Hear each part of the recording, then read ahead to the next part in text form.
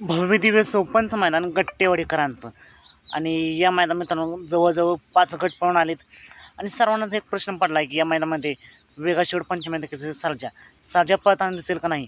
सर्जाचं पायरा नक्की कोण असेल तर मित्रांनो सर्जासोबत आज आपल्याला शाहीर पळताना दिसणार आहे आणि गट क्रमांक किती हे तर काय समजलं नाही, पण नक्कीच सर्जा आणि शाहीर हा एक टॉपचा जोडा आज आपल्याला पळताना दिसणार आहे. नक्कीच या मैदानासाठी सर्जा आणि शाहीरला खूप साऱ्या शुभेच्छा. मित्रांनो तुमचं मत काय आज सर्जा गुलाला करेल का कमेंट करून नक्की सांग. कारण गेली 2 मैदान मित्रांनो सर्जाची सलग हार होती.